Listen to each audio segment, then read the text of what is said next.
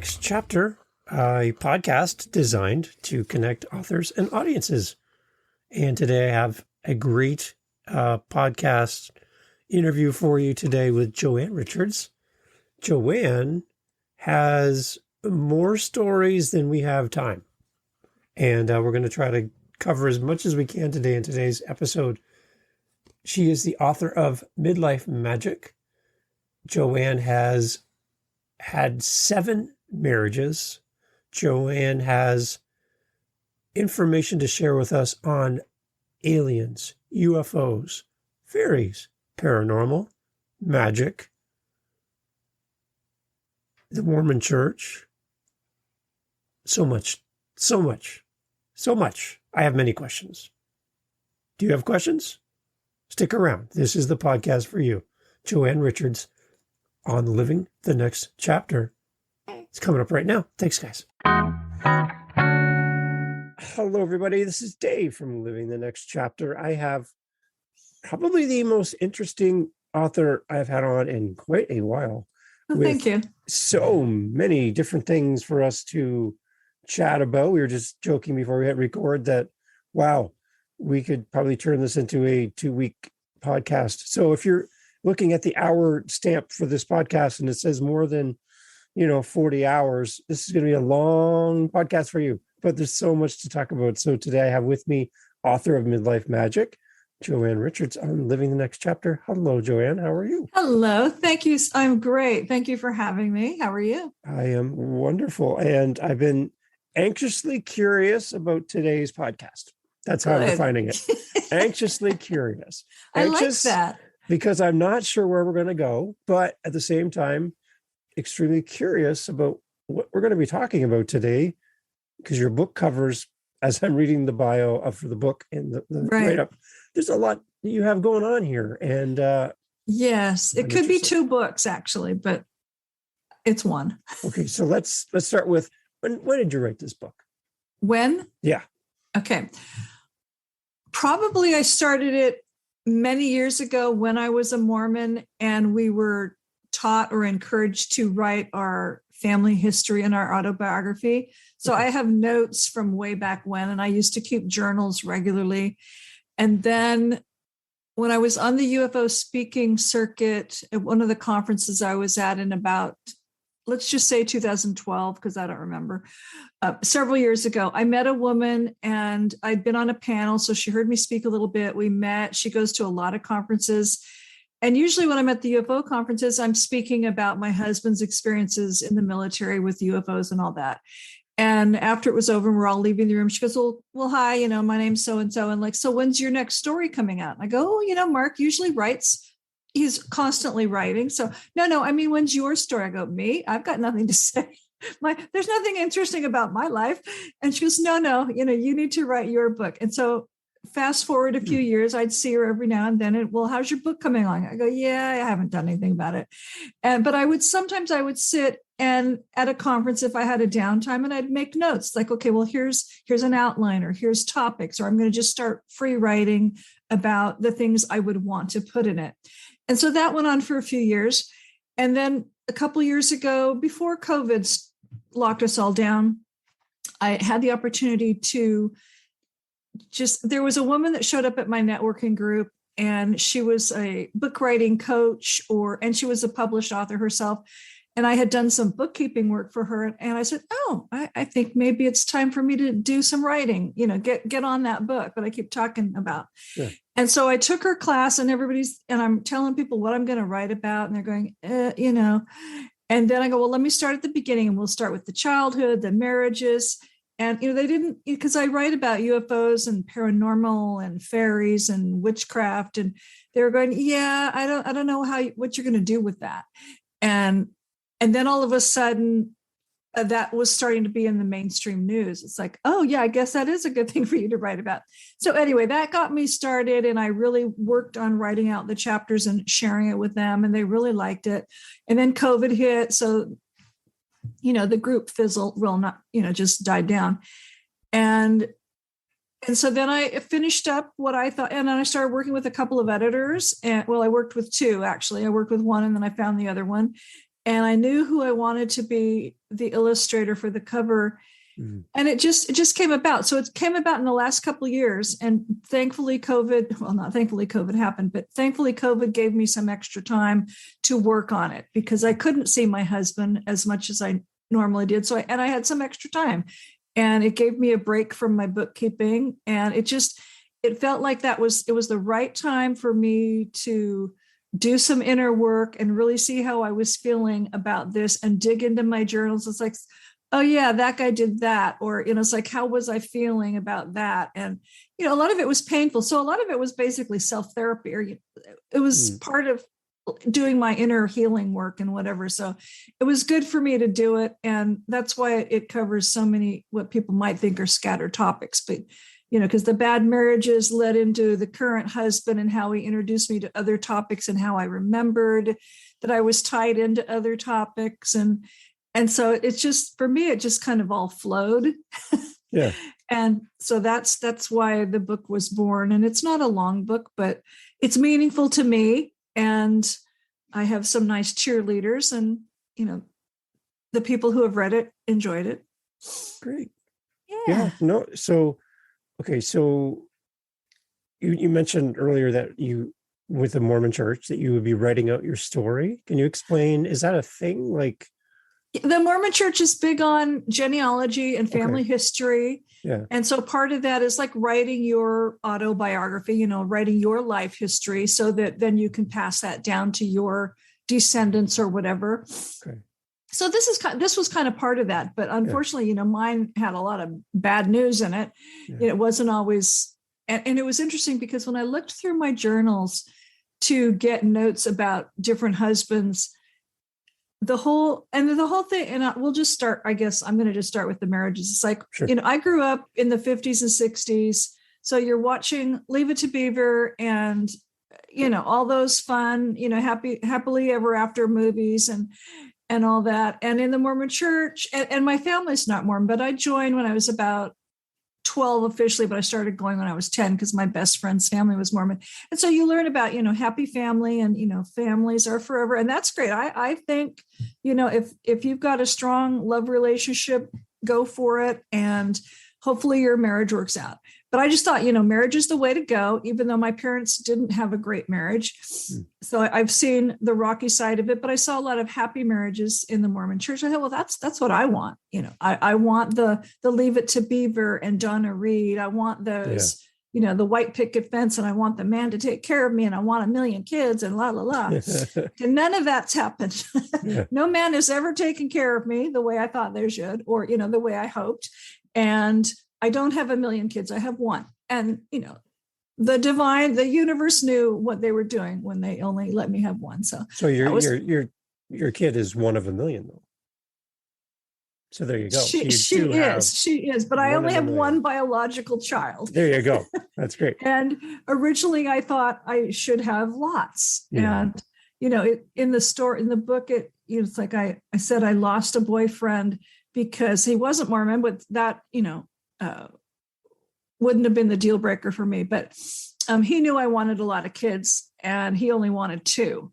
And so he, broke things off because he knew our goals were different. Well, he had his 2 kids. I had 1. It's like, if I had only known way back then, I wouldn't have gone through this. But I had the false impression that if I'm spiritual and I'm being a good Mormon, and if I marry somebody that's a Mormon who acts like they're spiritual and looks good at church and looks like, they're doing all the right things, then we should just absolutely have a happy marriage. Okay, that isn't the case, folks. Just because you look good at church does not mean your spiritual practices will fall into place once you get married.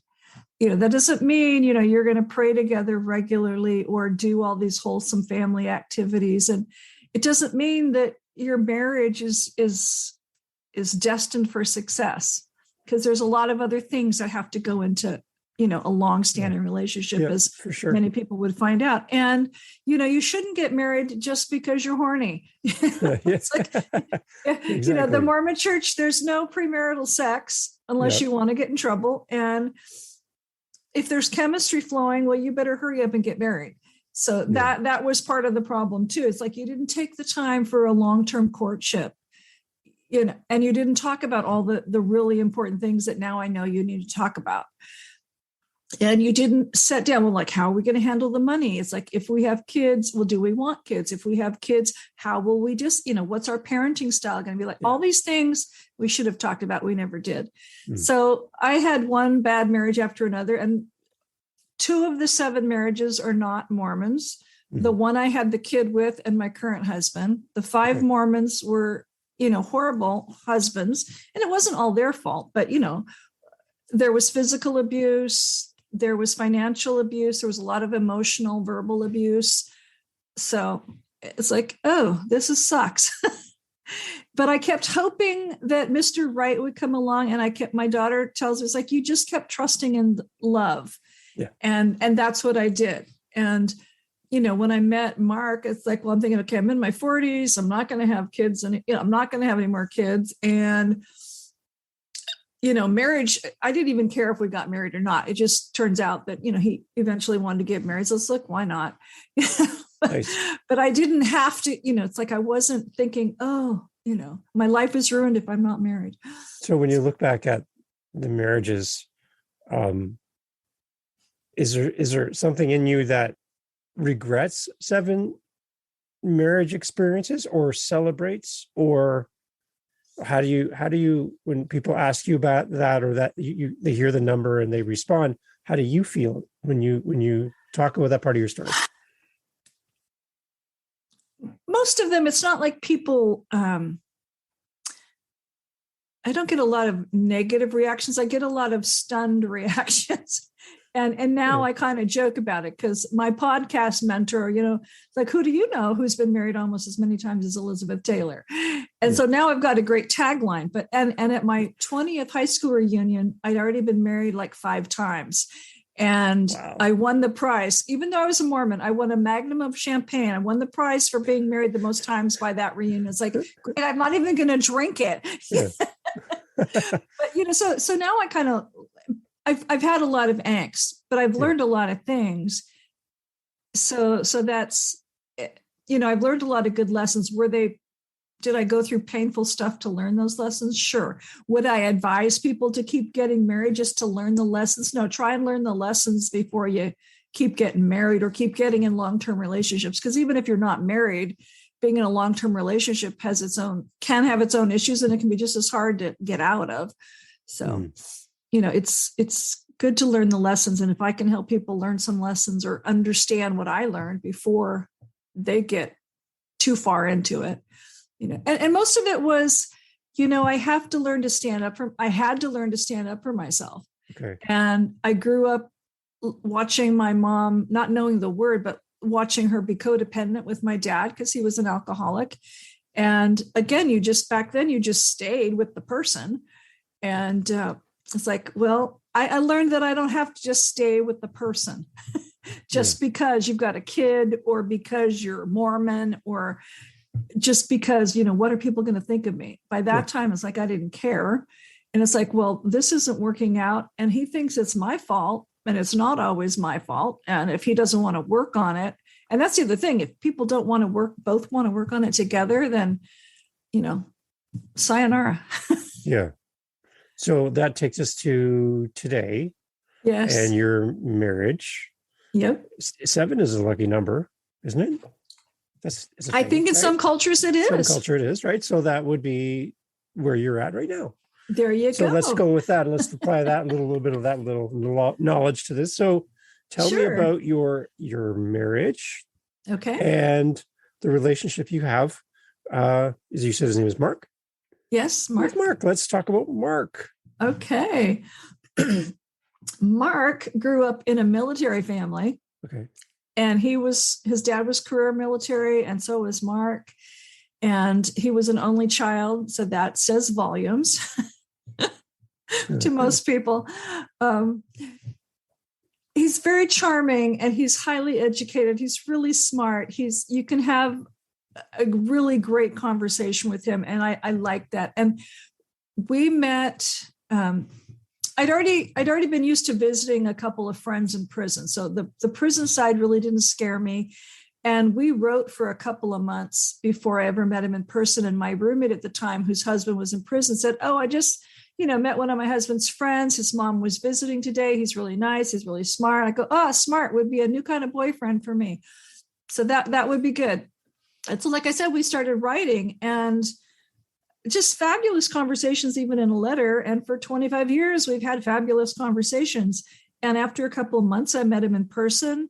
Then I would visit him visiting was 4 days a week. I visited, maybe once a weekend. And then it was like it eventually got to all 4 days when I lived near the prison.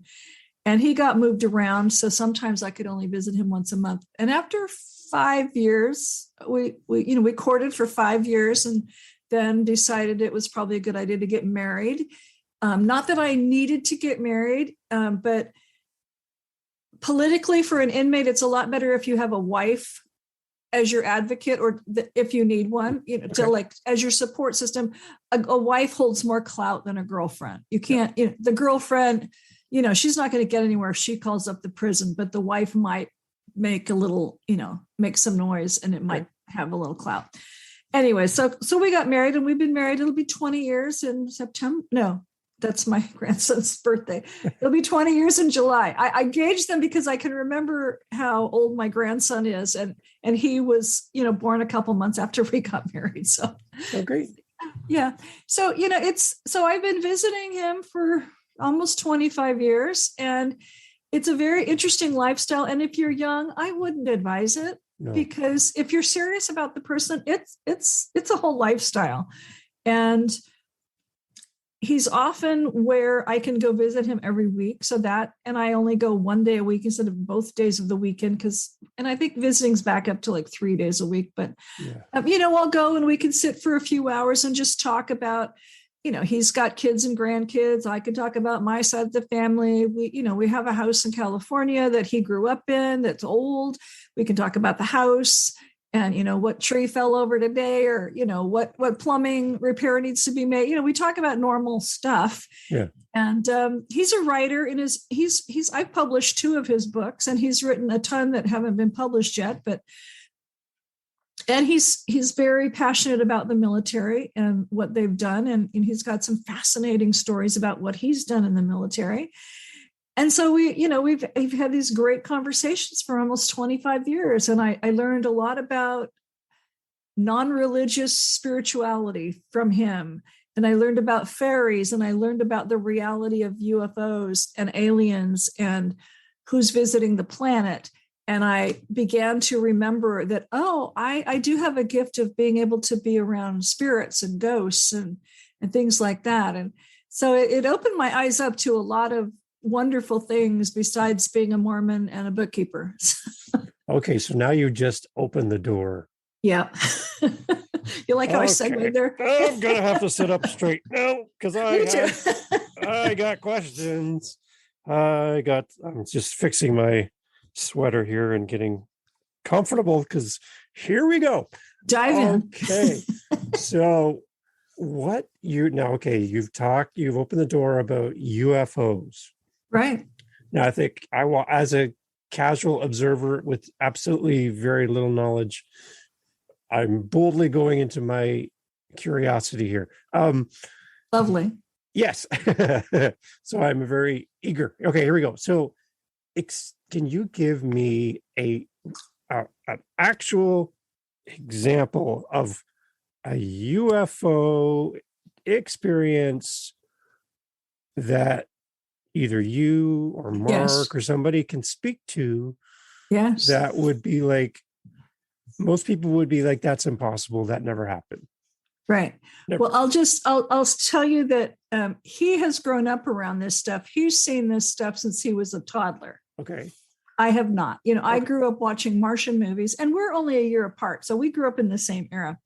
But a couple of years ago, when it was my 65th birthday and I don't know which wedding anniversary it was, but we were having a wedding anniversary. And I arranged our wedding to be on the same day as my birthday. So he only had one date to remember. The timing happened to be so that, after several years of being married, we're now allowed to, the governor allowed people with life sentences to have family visits. So overnight visits with, parents, spouses, children, whatever. So every couple months I go and we have a couple days together in an apartment. And so that particular, I don't know if it was a weekend or a weeknight, it doesn't matter, on my birthday. So that visit, and while we're there, it's like they have to be counted by the guards numerous times during the day and night. And so 9:30 at night was one of those times.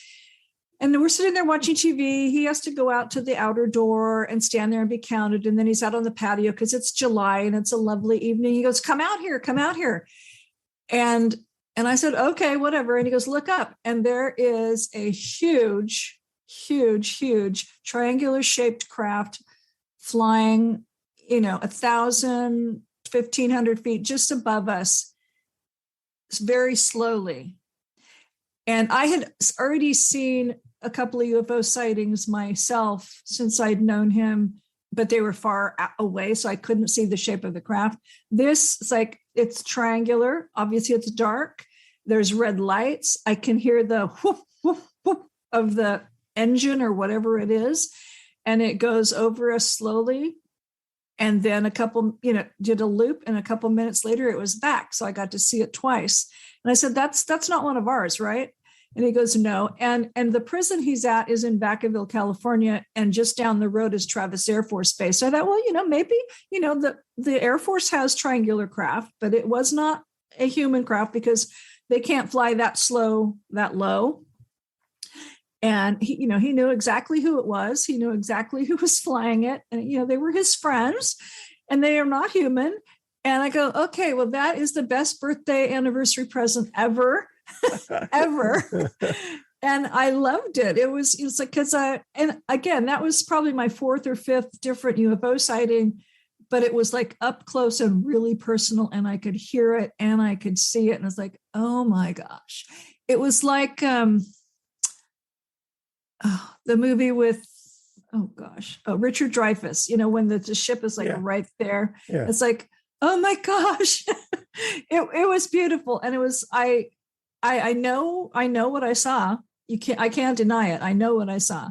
And it wasn't just, somebody shot a projection of an image in the sky for me. So that's my best favorite example. And that was just a couple of years ago. So that'd be like, for somebody like myself who hasn't experienced something like that, it'd be like movie magic almost, in a sense. Like this is, it doesn't feel real, but it's there. Yeah, exactly. Yeah. And you know what, every time I go anywhere, he got into the habit of saying, well, just remember to look up, because sometimes you think it's a satellite and it's really not, because the satellites move in a very distinctive way and UFOs don't. And I've been other places where the UFO, and even if it was a drone or, a really, manned flight, it's like, if it's going like horizontally and then vertically, okay, that's not a star. Yeah. Or if it's blinking at you, like it's throbbing and telling you hello, that's not a star.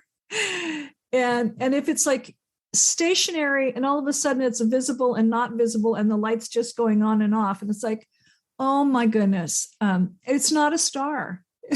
There are species that have the ability to, their craft can they can cloak the craft, or it just reflects the light. Yeah. So they can make it so that it looks like this star that's dimming and not, but it disappears and then it comes back. And I've seen that too. So it's like, and I've seen that pretty close. So it's amazing. This stuff is real. So when you do your speaking engagements for UFO conferences, what kind of topics do you bring to the audience? If I was sitting in the audience today and you're on the stage and you're speaking, what would I might hear from you? I have about at least 15 different talks that I give. And there's a couple of space battles that my husband's been in, because for the military, he was a military space pilot, is one of his roles. So there's been a few battles, and he's still bound by his U.S. military secrecy oaths. Mm-hmm. So he doesn't go into detail about stuff that was U.S. based. but he's also worked for an international security agency that was top secret that his dad ran after Admiral Nimitz died. So there's a lot of things he's done that he can kind of talk about, and the government knows what he's talking about, and he keeps in check with them about what he can and cannot say. But there's some space battles that are fascinating that he's talked about, and there's been some interstellar, interspecies conferences on this planet that he was at. One is a 7-year-old and one is a 18, 19-year-old, and just learning about all the different species that were at that and the treaty negotiations that were going on. I talk about a base in New Mexico that's notorious for alien experiments that were going on there, and just really horrible stuff was going on there with humans. And Mark was part of a military rescue mission back in 1979. And so that's one of the things I talk about. And I talk about, one of my favorite talks is just talking about different species and what they're like and what their culture is like and if they're friend or foe. But nowadays I tend to not want to even talk about the ones that aren't our friends, because we have so many that are friendly. But there's plenty that are not friendly. And there's so many. I don't know. There was one talk I gave about a species that was on an island in Scotland for the holidays, the winter holidays, Yule, and all the different species they invited there. And Mark was only there briefly, but one of his female partners was there with their toddler. And it was just so interesting to hear a lot of it from her perspective, because she wrote a lot of stuff in her diaries that their daughter is now sharing with Mark.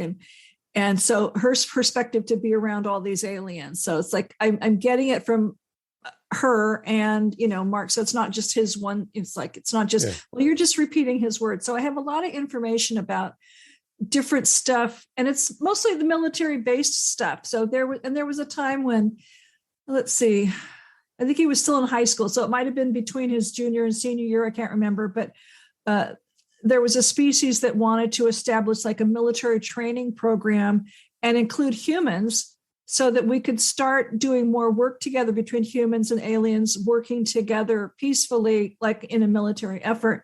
So they would use a castle in England that's on the East Coast up towards the north and train. And if you've ever watched Jurassic World. Okay. Yeah. Okay. And, the scene where the cute guy in his leather bomber jacket, he's riding the 3-wheeler through the forest with the raptors. Okay, well, my husband used to train like that, only on his motorcycle, and the raptors would run beside him in formation. So they would practice that. And I have his bomber jacket. And I go, that actor looks a lot like you, dude. So I have this, that experience that he went through as a young man, and there were other well-known people that were in that, and then the war games they had to do as part of their training out in space. And so lots of fascinating information, and it's all from basically a military standpoint. And it's just now that I can give more talks on my own experiences and things like that. But most of the time when I was at conference, it was based on his experiences, because most people are not sharing what the military has been involved with. Yeah. So, and I like doing that. It's like you see Hollywood's version of all these things, right? And obviously Hollywood, they always sprinkle in a little bit of maybe some truth, but a lot of maybe wishing or Hollywood magic, right? I think of Men in Black, stuff like that, right? I love that movie. Yes.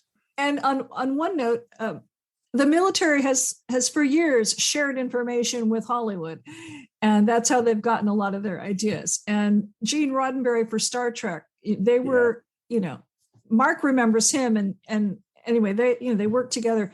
And then Men in Black, I used to tease him, Mark. It's like, okay, well, do we really have places like that? I think that is so cool, that UN kind of building where all these species are walking around. He goes, yeah, it's there in England. It's not used for that anymore, but it was like that building in England you've probably seen. It's like, oh my gosh. And you know how in, I guess it's Star Wars, how there's the bar, the cantina out in space. It's like, I love that scene. And then when he was doing the report about, there are places like that. So, space stations with like that for rest stops. And the report that he did about his training with the Raptors in England stuff, when they went out to space, they ended up at a place like that to kind of rest after their war games. And, there's a whole bar thing there. And it's like, oh my gosh. So truth is stranger than fiction, or fiction, I don't know, however the saying goes. Yeah, it's just amazing.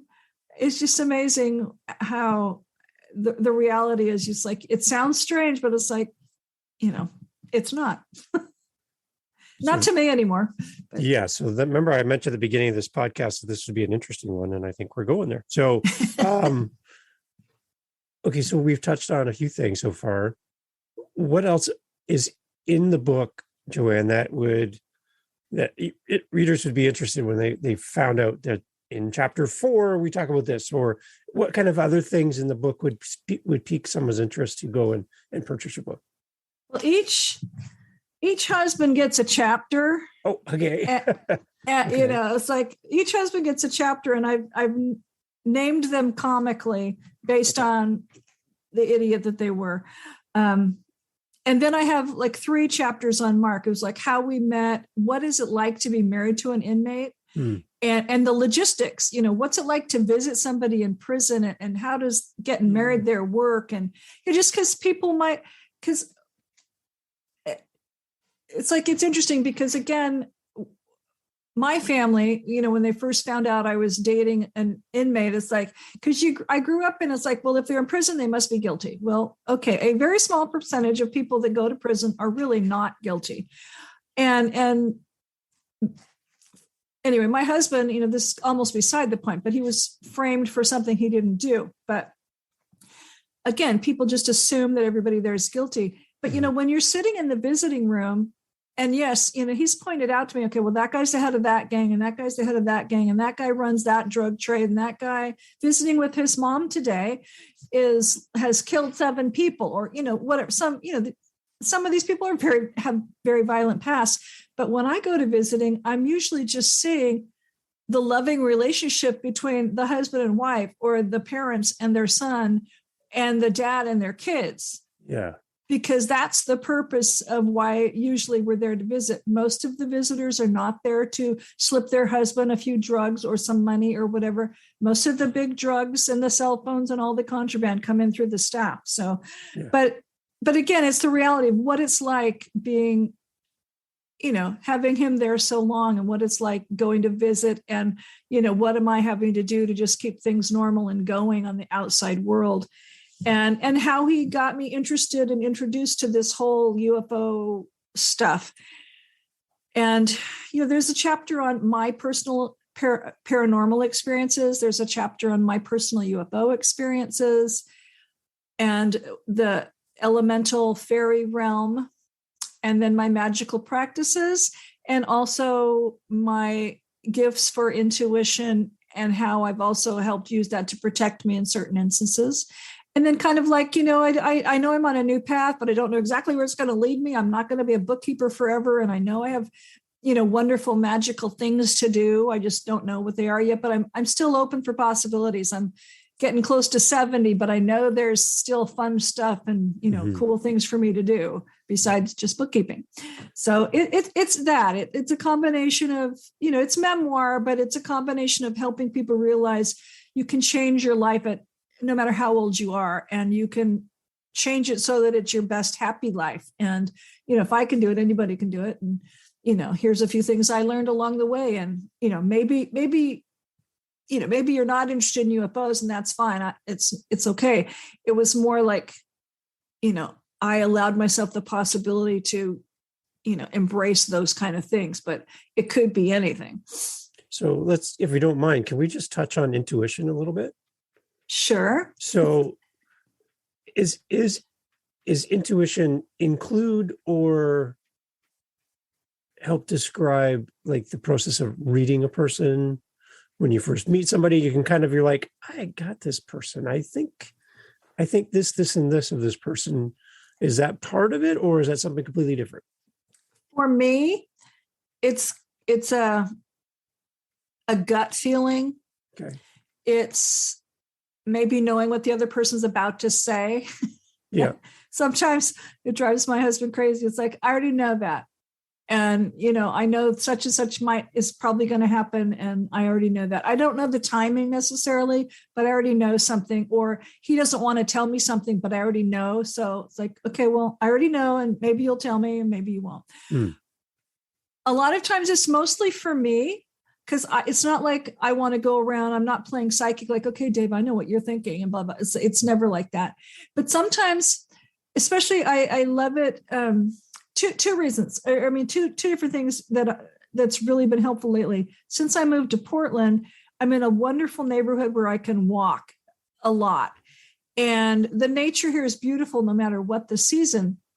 So I will often take my walk and start getting inspiration, which is like, oh, I'm getting these thoughts. So this is so cool. And it wasn't like I asked for that, or maybe I did, but I'm not walking with the head. I'm not walking looking at my phone. I'm not walking talking to anybody. I'm not walking listening to a podcast. I'm just walking and enjoying nature and staying connected with whatever. And sometimes just things come to me that I need to know, whether it was to help me with finishing my book, or whether I gave a talk to a wisdom conference in September, this past September.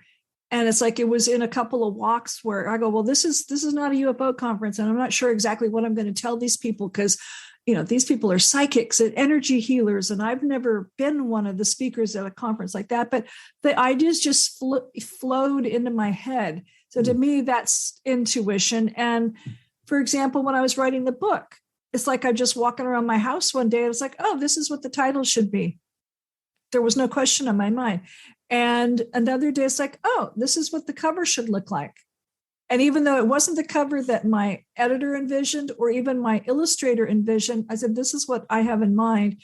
And she did it exactly what I wanted, and then added a few fairies. And it was perfect. It was just, it's like, and then other times it's helped for my protection, because I've been somewhere. And like, for example, I was in England on one trip, and I'd done my speaking thing, and my friend took me to Glastonbury, which is a very magical place anyway. And the Glastonbury tour is there.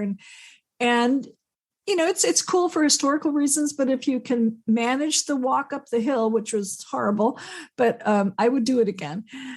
And she goes, stand here. And I'm going, okay. And there's a vortex there. And there's the energy, if you're in tune to energy. I just stood there, and it's like, oh my gosh, it was like the scene where Marilyn Monroe standing over that grate, and the air just blows up her skirt. Yep. And it's like, it just felt like that. It was just like this powerful energy just coming up out of the ground. It's like, oh my God, I don't want to leave. This is the most magical feeling ever. But then I stood there for a while. There's all these kids, school kids and tourists, and thankfully nobody's paying attention to me. And I just wanted to just like, oh my gosh, this is heaven. Then I turn around, I'm getting this, ooh, and I turn around, and there's this very nice looking, guy, probably my age-ish, black slacks, black turtleneck pullover, a big touristy camera. I'm going, oh no, that I can't. It's like, I don't think he was going to harm me, but it's like, I knew he was there for some reason to check on me. I got to go. It's like, and I'm telling the two friends, I was like, you can stay up here, but I got to go. And I just proceeded to walk down the hill, and he didn't follow us or anything. So that was pretty cool. I've been so I felt very protected. I don't stick around to see what's going to happen. I just know I need to leave. Yeah. And I've been other places researching. I was at an Air Force base that is now like an air museum. It has an air museum. I don't think it's not an active air base anymore. And they've got a lot of cool planes and everything. And I was filming the different planes, because some of them either were the type that Mark used to fly, or his dad, or he'd actually been on some of those planes. So I'm filming them, and that's cool. And I'm getting ready to set up my camera. and start filming something new. And this guy is just like right there. It's like wanting to be chatty. And it's like, okay. And I'm just a tourist. I'm from Germany or wherever, somewhere in Europe. I think it was German. I'm just here visiting my brother, blah, blah, blah, blah. It's like, no, okay, no, you're not. And I just had to remove myself. And it was like, okay, I just get these little feelings like, okay, this guy isn't who they say they are, guy or girl, whatever. It's usually a guy in my case. It's just, and I just need to remove myself or, not keep talking to them. And another time, I think it was my first trip to England. I did a lot of running around visiting sites because Mark's family lived there for a while. So I was visiting a now decommissioned airfield where he used to fly in and out of. And they were in the process of developing a museum there. And you had to get an appointment. So here I am in California, emailing this guy, trying to find the curator of the museum. And you have to get permission and an appointment to even go in there, because it's now part of an industrial park. And I said, well, my husband used to fly, blah, blah, blah. Gave him the whole story. He says, well, come, we had a date. It was pouring down rain. I got there and I did the tour of the museum, watched this cool film. I go into this next room where there's a lot of archive books and photo albums. And there's this guy sitting there. Oh, I used to be stationed here. I'm just on vacation. I'm going, well, how did you show up here without an appointment? I had to have an appointment. And I just kept getting this uneasy feeling. And I'm thinking, no, yet again, here's somebody checking up on me. And so right about then, the curator goes, okay, are you ready to go out on the flight line and see where your husband probably, landed? And, maybe the hangars where he might have used. Yeah, let's go. And even though it was about ready to flood, we went out there. It's like, because I just get these feelings. I know I have to leave the situation. And that's all intuition. And I've probably had it for a long time, but it certainly has become a lot stronger since I met Mark. And so intuition then would also, I guess, the active being more in the moment would be part of that, being aware of your surroundings, being part of the moment, whether a lot of people today would just naturally just go through life and it's lunch now and I don't even remember what happened in the last 3 hours. Right. Because I've been so busy doing emails and on my phone and not really putting the phone down and doing the walk with no distractions and just being aware of your surroundings. I think so. And also if you get a thought, it's, some people call it inspiration, heavenly inspiration or whatever, however you even want to call it. Yeah. If you get a thought that, you should do this or this is important or go write this down. It's like, it could be as simple as something, write this down. You'll need to, it's like, just don't discount it. Yeah. Okay. Yeah, exactly. So somebody's giving you some divine guidance and don't discount it. Because I've woken up from a deep sleep, sat up and went, I have a completely formed new idea. I know all of the steps to do it. I know what it's going to be called, what it's due, everything. And to be quite honest, sometimes I get annoyed because everything is done. And like, I just have to execute.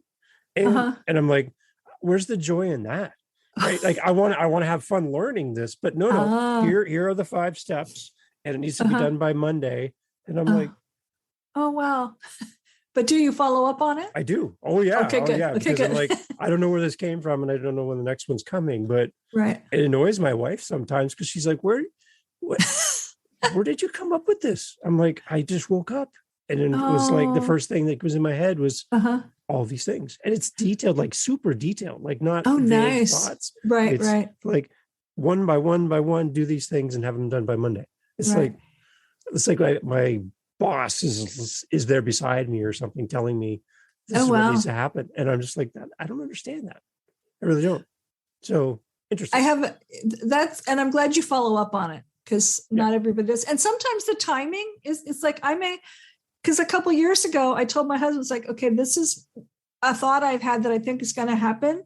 Okay, it hasn't happened yet, but that doesn't mean it wasn't supposed to, or maybe the timelines have changed and, maybe circumstances have changed, so I just kind of have to go with the flow. But a really sweet example recently is my daughter wanted to move out of a house she was living in, but she needed to stay in we live in the same neighborhood and she wanted to stay in this neighborhood to keep her girls in their same schools. in the school district. But it needed to have enough room for everybody. It needed to be, it's close to her office, and it needed to be in the school. She had requirements. Yep. And her girls were adamant on not having to share a room. And I'm going, well, I don't know if you're going to find a 3-bedroom around here that you can afford, because rents in this part of Portland are, jacking up. And so she had found one that was a 2-bedroom, but it had like this huge dining room that they wouldn't have needed to use as a dining room. I go, well, with some partitions, you can kind of make this the 3rd bedroom. And so she applied for it. And then I was walking by this other, like, I guess they're condos, but apartments, condos, whatever, this complex that often has a for rent sign. And usually it seems like the rent is way too high. And so I just was walking by one day and I said, 3-bedroom. And I kept walking. And she's already found the other place. She's set for that. Then I better go. Let me just turn around, go take a picture of that, because it had 3 bedrooms. It has a storage area. It's got pretty much everything she wanted that was on her bucket list for an apartment, separate bedrooms. It has 1.5 bath, and it's got all the things she wanted. And the price point was, doable. And she, that was inspiration, or that was intuition. And if I just kept walking, that opportunity would have passed her by, and they're moved in. They love it. The girls love it. And it's just 6 blocks the other way from, I used to go 6 blocks one way. Now I go 6 blocks that way. So we're still all together. The girls are still in the same school district. She can, she's still a few blocks from work. So it's perfect. And it's like, and my daughter recognizes these abilities I have. And she's so grateful that I listened to my intuition on that thing. So that seemed so simple. I go, I just better go take a picture. Here, call them. Yeah. No, that's great. Here's your 3-bedroom. Exactly. It's amazing. Okay. So, Joanne, we've covered many great things. Yes. One thing I like to do too is, because we are a podcast about authors, and we have authors who do listen to this. Some authors are brand new. They're just in the beginning process of writing a book. Some just have published. They're in different stages of the journey. Do you have any advice for someone who is contemplating writing a book? I'd say write it. I mean, I'd never thought of writing a book. Now, I know a lot of people have written a book during COVID that probably would have never, because they had time on their hands. And, and there's so much I didn't know on the whole process. So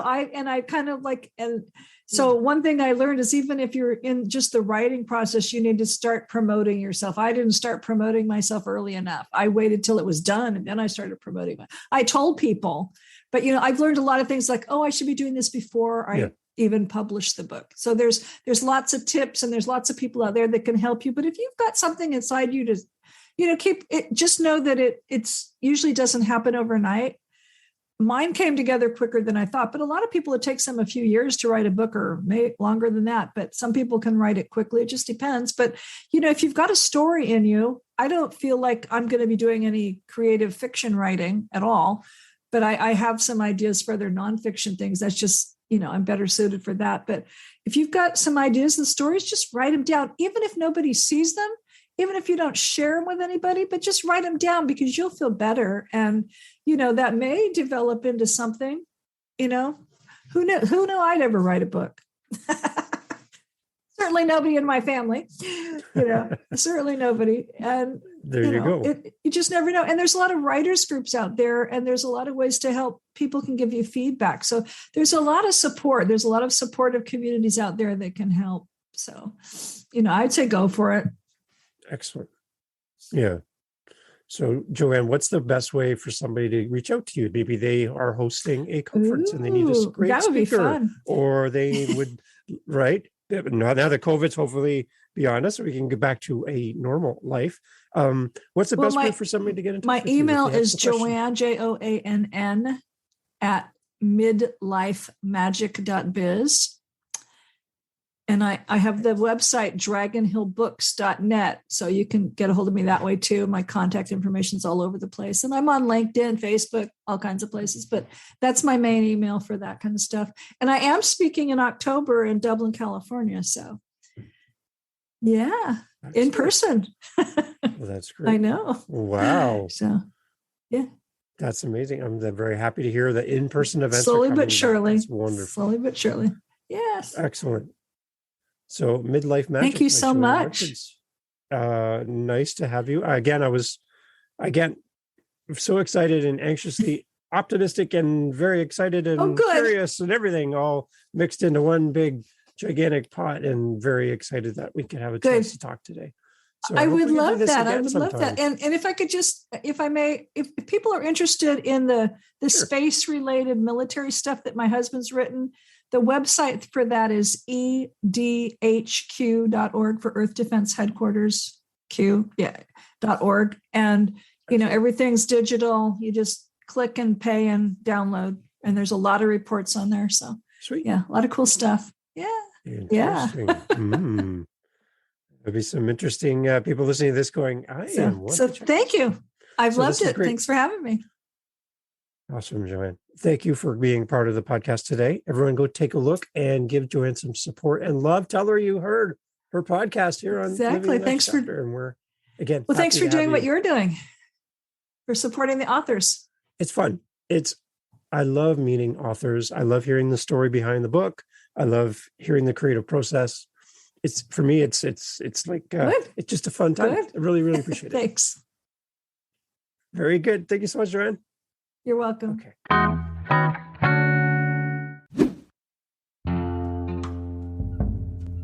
Hi, guys. This is Dave from Living the Next Chapter, a podcast designed to connect authors and audiences. We're always on the lookout for our next interview.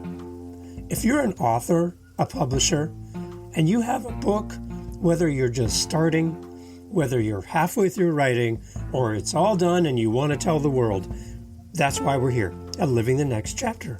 Get in touch with us through livingthenextchapter.com, contact us, and let's set up some time together to discuss your book, to discuss your project, and how we can get you on the show. My name is Dave, and I would love to speak to you. So go to livingthenextchapter.com, and let's get over there together and discuss all the great things that you're up to as an author, as a publisher, and let's grow your audience together. Join us on livingthenextchapter.com for great authors and an audience that's eager to hear about what you're up to as an author and a publisher. Contact us today, and let's get your book out in front of others. Thanks for listening, and we'll see you on the next one.